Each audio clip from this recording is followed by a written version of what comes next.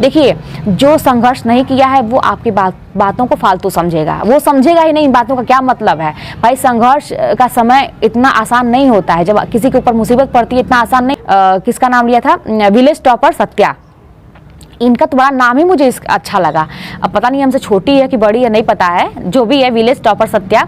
लेकिन देखिए ऐसा ही करना चाहिए। कहते हैं ना वो कि हर वो आवाज़ दबानी है जिसने कहा था कि तुमसे ना हो पाएगा। तो ये हेलो एवरीवन, कैसे हैं आप सभी? आशा करती हूँ अच्छे होंगे और मन लगा के पढ़ाई कर रहे होंगे। तो मेरे पास एक कमेंट आया था विलेज टॉपर सत्या के नाम से कि दीदी मेरी एक प्रॉब्लम है, उसको दूर करिए कि रीतिकाल में एक ही टॉपिक से मतलब एक ही नाम से बहुत सारी रचनाएं मिल जाती हैं, तो उसको कैसे याद करें, बहुत कन्फ्यूजन होता है। तो ये तो सही बात है कि रीतिकाल में सबसे ज़्यादा कन्फ्यूजन होता है, क्योंकि उसके बहुत सारे नाम जो है ना आपको रस से संबंधित मिल जाएंगे, नक्शे से संबंधित मिल जाएंगे, तो कन्फ्यूजन होता है। बहुत सारे लोगों ने लिखा है।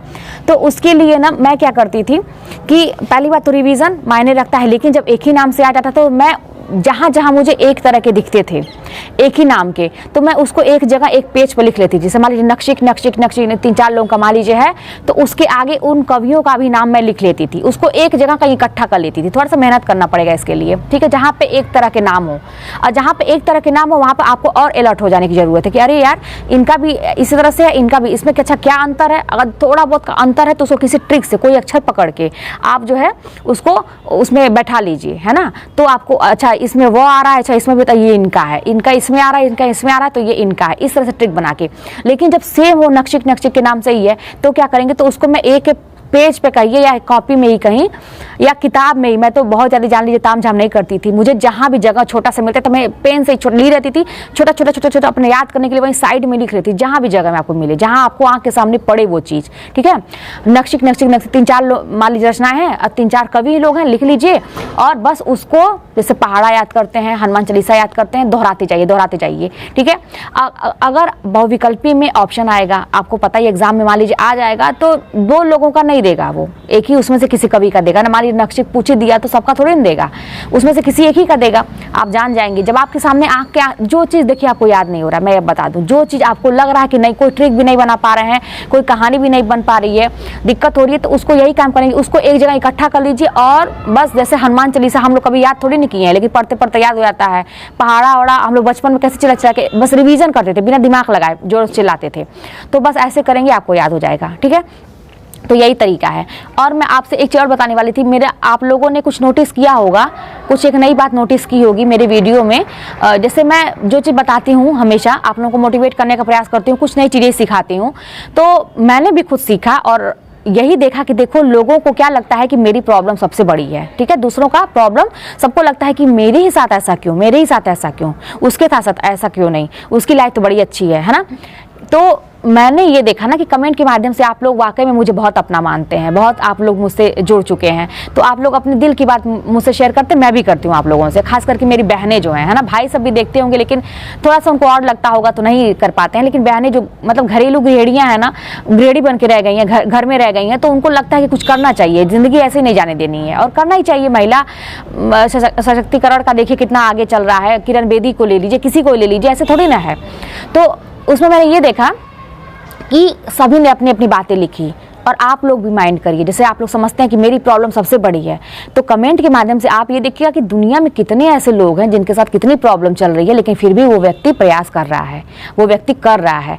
और जो एज की बात थी, जिस एज वाले वीडियो में खास करके जिसमें मैंने एज लिमिट की बताई थी कि एज की पढ़ाई की कोई एज नहीं होती है, तो उसमें भी देखिए कि कितने लोग लिख रहे हैं मैं 42 साल की हूँ, 52 साल की हूँ, 34 साल की हूँ, 40 साल की हूँ, मतलब 46 साल की हूँ, 48 साल की हूँ, लोग लिख रहे हैं और फिर भी ये भी लिख रहे हैं कि दीदी अब मैं करूँगी, मुझे करना है। आप लोग मुझे प्यार से दीदी बोलते हैं, छोटी बहन, बड़ी बहन, जो समझिए, दोस्त समझिए, कुछ भी समझिए, मुझे बहुत अच्छा लगता है। तो वही चीज़ मैं कह रही हूँ कि दूसरों का देख के, है ना, एक सकारात्मक ऊर्जा जो है ना चारों तरफ फैलाइए आप लोग और एक दूसरे का देख के सीखिए कि देखो यार उसके जीवन में तो इतनी प्रॉब्लम थी फिर भी उसने किया। अपने आप को मोटिवेट करना बहुत ज़रूरी है। और जो सबसे बड़ी बात है, जो मैंने नाम लिया अभी, किसका नाम लिया था, विलेज टॉपर सत्या, इनका तो बड़ा नाम ही मुझे अच्छा लगा। अब पता नहीं हमसे छोटी है कि बड़ी है, नहीं पता है, जो भी है विलेज टॉपर सत्या। लेकिन देखिए ऐसा ही करना चाहिए।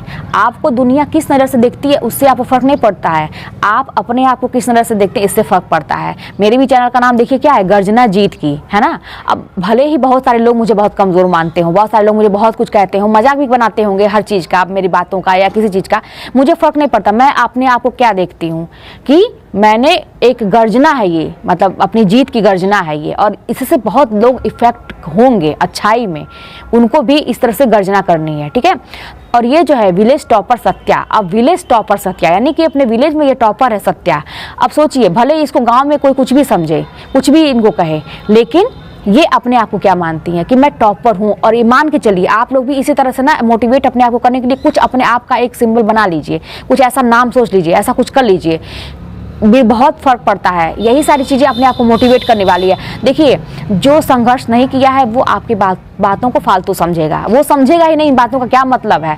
भाई संघर्ष का समय इतना आसान नहीं होता है, जब किसी के ऊपर मुसीबत पड़ती है इतना आसान नहीं होता उन चीज़ों से निकलना, चाहे वो पारिवारिक स्थिति हो चाहे कोई भी स्थिति हो, मुसीबत होती है।